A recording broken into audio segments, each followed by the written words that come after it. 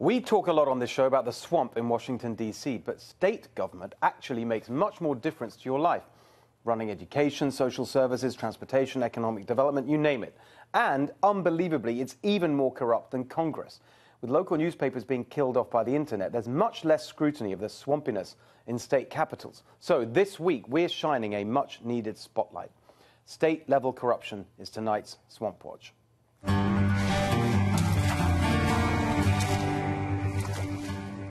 Most state legislative positions are part-time jobs with relatively small salaries, so the legislators have other jobs to support their families. Nothing wrong with that, of course. In fact, it's very healthy.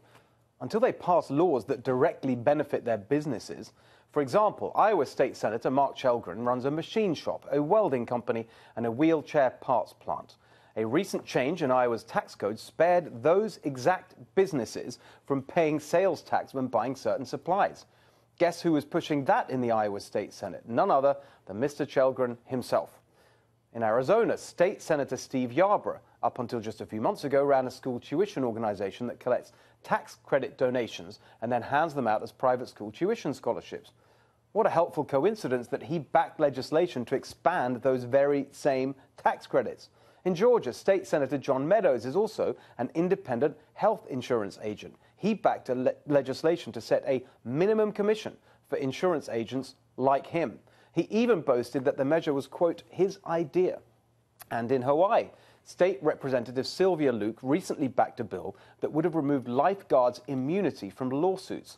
Well, she should know all about that, since she's also an attorney for a prominent Honolulu personal injury firm which would directly benefit from more lawsuits. How lovely life must be for these swampy state lawmakers. They make the rules with one hand and cash in with the other. But that individual corruption is nothing compared to the mass corruption of a shadowy organization called the American Legislative Exchange Council, or ALEC as it's known. Here's how ALEC works. It holds regular meetings where state legislators, think tanks and corporations meet to discuss policy.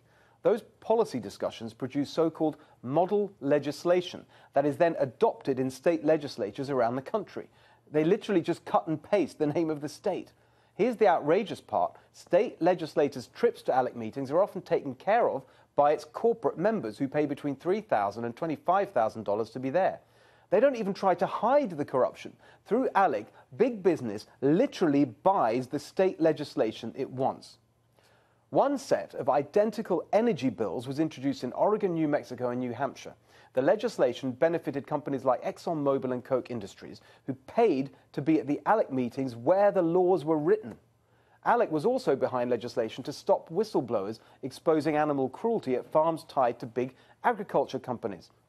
They got together with state legislators to write the Animal and Ecological Terrorism Act, which actually labels people who expose animal cruelty as terrorists. That was the blueprint for laws across the country designed to cover up the cruel and disgusting ways that big agriculture companies mass produce our food. But when special interests can't be bothered to go to all the trouble of writing their own legislation, well, they just buy their own legislators. And at the state level, it's much cheaper than Congress. In the 2016 election cycle, an average state assembly race cost around $70,000, while a House of Representatives campaign cost nearly $500,000, and a Senate campaign almost 3 times that. The special interests who really know how to work that system are the public sector unions. In the 2016 election cycle, Washington State Governor Jay Inslee reportedly received $750,000 in donations from public sector unions just as he was negotiating new labor contracts that ended up giving state workers 3 pay raises in 2 years.